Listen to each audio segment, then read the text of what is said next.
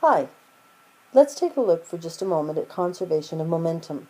To do this, we're going to be looking at some basic definitions, and then I will go over two examples of elastic and inelastic collisions. For our definitions, first of all, let's talk for a moment about momentum. Momentum is simply the product of the mass and the velocity of an object. Momentum is mass on the move, and when you have a mass on the move, that can actually be changed by an impulse. Impulses cause changes in momentum and are caused by forces being delivered over a certain amount of time. A key thing that you need to remember is that momentum, linear momentum, is conserved when you are in a closed system. Now, quantities that are conserved are when there is no gain or loss of that quantity in a closed system. Now, this closed system is really important, so let's talk about that for just a moment. A closed system is one where all quantities are being taken into consideration. If we're looking at energy, a closed system is where all forms of energy are being taken into consideration. When we're looking at momentum, it's where all forms of momentum are being taken into consideration. And when we do that, we find that in our closed system, momentum is conserved. There is no gain or loss of momentum. This means that the momentum before a collision, the initial momentum, is going to be equal to the momentum after a collision. Now, a collision is simply an interaction of two bodies. Or more. Let's look at some examples. First of all, let's take a look at elastic collisions. Elastic collisions occur when there is no loss of momentum due to deformation. So, let's do a calculation. A 1.5 kilogram ball moving at 8 meters per second south strikes a 2 kilogram ball moving at 3 meters per second south. If the velocity of the 2 kilogram ball after the collision is 4.5 meters per second south, what is the velocity?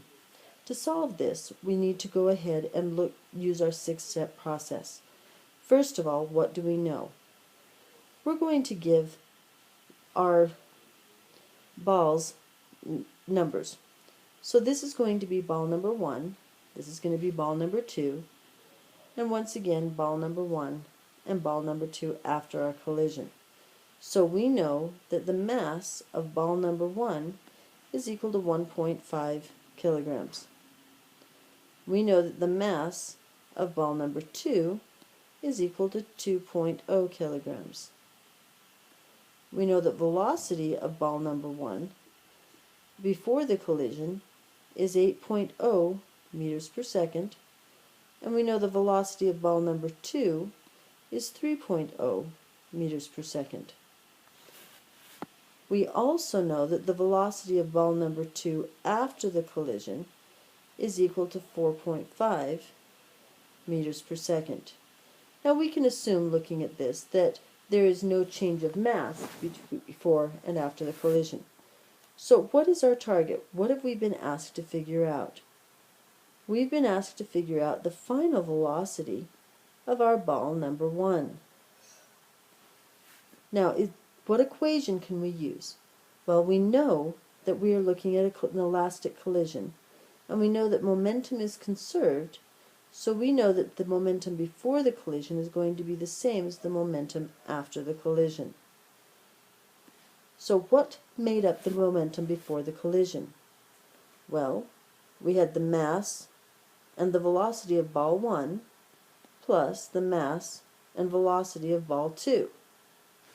After our collision, we have the mass and velocity of ball 1 and the mass and velocity of ball 2. So we can say m1v1 plus m2v2 before our collision is going to be equal to m1v1 after our collision plus m2v2 after our collision. Let's see what that would look like in our calculation section. We know that m1 is equal to 1.5 kilograms.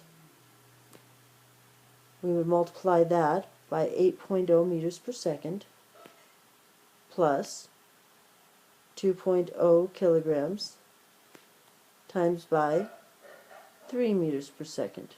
That is our momentum before. And we know that that is going to be equal to, the mass hasn't changed, so 1.5 times by v plus 2.0 times by 4.5. 1.5 times by 8 gives us 12, plus 2 times by 3 is 6, equals 1.5v plus 2.0 multiplied by 4.5 gives us 9. So 12 plus 6 gives us 18, which equals 1.5v plus 9. Multiply 9 from both sides. We get 9 is equal to 1.5v. Solving for v, we get velocity is equal to 6 meters per second. Please go back and review this if it didn't make sense. But otherwise, move on. Here's an example of an inelastic collision. Now remember, this is one where things have stuck together. We have a 5 kilogram cart moving at 5 meters per second north collides with another 5 kilogram cart that was at rest. At the collision, the carts stick together. What is the final velocity of the carts? So, what do we know? We know that m1 is equal to 5 kilograms.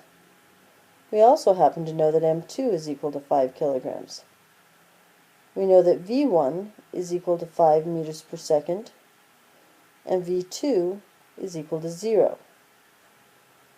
We know that they stick together, so we know that our mass final is going to be equal to m1 plus m2, giving us a total of 10 kilograms.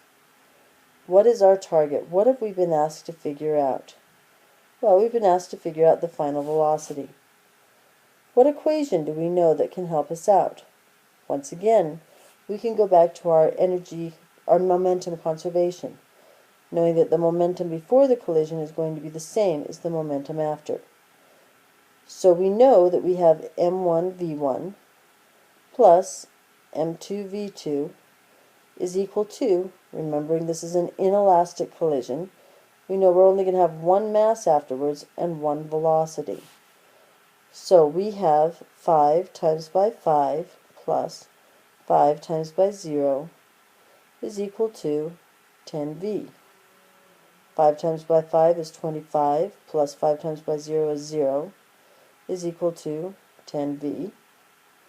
25 is equal to 10v. Divide both sides by 10. We get velocity is equal to 2.5 meters per second. Remembering that our momentum beforehand is going to be equal to the momentum afterwards, even if our vehicles stick together.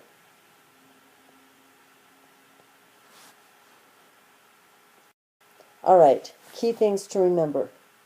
Momentum is conserved only in a closed system. But when the system is closed, your momentum before the collision is going to be exactly equal to the momentum after the collision. There are two primary types.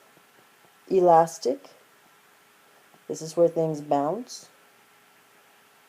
and inelastic, where things stick. I hope this helped.